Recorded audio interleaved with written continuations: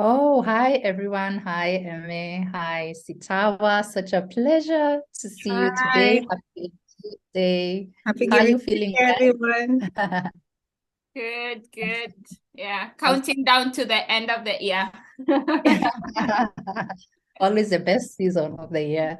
Yeah. So, thank you so much, Sitawa, for making time to have this conversation with us. And in the interest of those who do not know you, uh, will be good for us to do a quick introduction. Just want to know more about you and the work that you do. Okay, so thanks for having me. And my name is Sitawa Wafula. I run My Mind, My Funk, which is a mental health resource hub. So I started it more than 10 years ago. And I started it as a blog, and it grew into a social enterprise that started Kenya's first free mental health support line.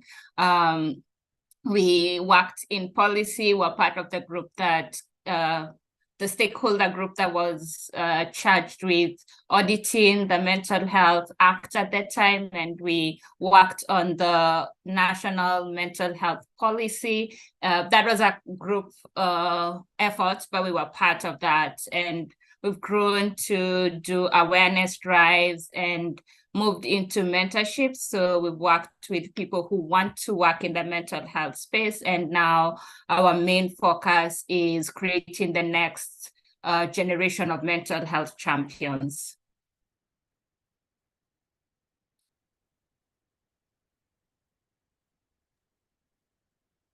Just a quick question, Sitawa. Thanks for that background. What inspires you to do the work that you do? What inspires you to focus on this cause? Okay, so my entry into the mental health space was by fire. So I myself have gone through mental health challenges. And back in the day when I started experiencing mental health challenges, it wasn't like now when we have information at our fingertips. So then we used to go to places called cyber cafes if you wanted to get online. And so you had to have a specific day of the week when you've saved your coins, and then now you go sit on a laptop, on a computer in a public space. And we used to be charged by the minute. And so at that time, I was looking for mental health information. And a lot of the information I got was more from the US or Australia, or mostly from the West. There wasn't information tailor-made for people in Africa. And the narratives around me at that time were negative narratives towards mental health. And I think this is something that we hear across many African countries, that, anyone with a mental health condition has either been cursed, or someone in their family did something, or God is paying back for something. And so people with mental health conditions were treated and are still being treated as health diagnosis, but there's still more to me. And I wanted to start changing that narrative of how people in Africa viewed mental health. And so that's how I started my blog.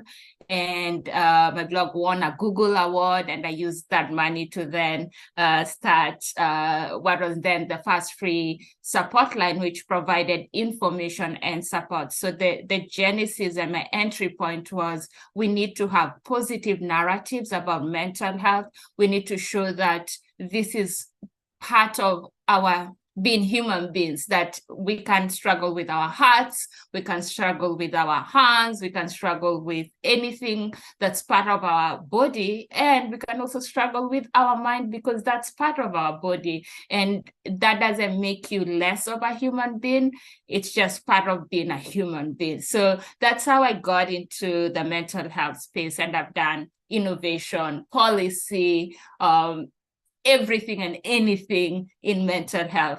Yeah. Awesome. And you've mentioned some highlights in your journey. Is there one highlight that truly inspired you and those around you? Oh, how much time do we have? There's been a lot of amazing things that have happened. But I think starting the support line, no, two things. So one is being able to speak openly about my mental health struggles. That just knowing that I can say I struggle with my mental health and there's no shame in that it doesn't make me less than. In fact, me being able to speak out helped me to do many things that I never thought I could be able to do. And so, so number one, greatest highlight is knowing that there's no shame in speaking about my mental health struggles. Then number two was when we came up with the mental health support line. We got texts from various, so it was a text line, and we got texts from various communities across Kenya. I remember we got all sorts of languages when people were trying to text us, and it just showed how much people were hungry for proper information and how much people were hungry for getting linkages to support systems. So for me, those are like my greatest highlights. I'm speaking at the UN, sorry. Highlights are many. Awesome. I have to say this, winning a BET award. Oh, yay! That is super. There are many highlights. There are many highlights, but those two are my top two highlights. Yeah. But you're someone who's really true to your mission, and I admire that a lot.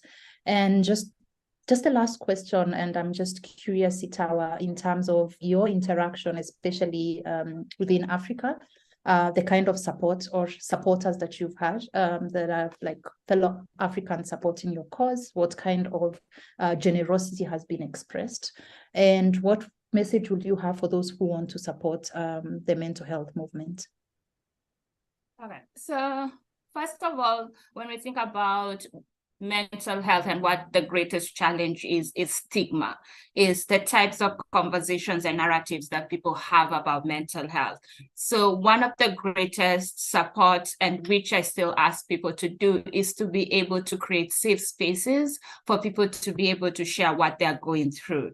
So being able to share and create spaces that doesn't really cost much, but it goes a very long way for yourself and for people who are going through issues. And so that's number one of the things that really helped me during my foundational days, and I think still will help a lot of people. So if you can be out there and just create a safe space, if you are an employer or are a person who has the capacity to create space for others to just come and pour themselves and what they're going through, that's big, that's really grand.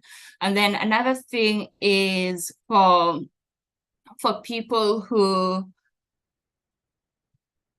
just collaborated. So you're not necessarily in the same space, you're not into mental health, that's not your line, but you collaborate. So you're a media company and you know that you know how to communicate and reach audiences, or you have a following, then just collaborating and offering your platform. So I had a lot of people doing that. I remember back in the day, there was a journalist, Janet Mbugwa, and she used to allow us to, she made a lot of segments for mental health awareness. And so that was a good platform because nobody really wanted to listen to things about mental health. But if it was on primetime news, then it's part of the news coverage, and then it's sort of quote unquote sneaked in there. Then it's easy for people to get the message. Also, politicians and people with platforms. I remember back in the day, a lady called Rachel Shebesh, Honorable Rachel Shebesh.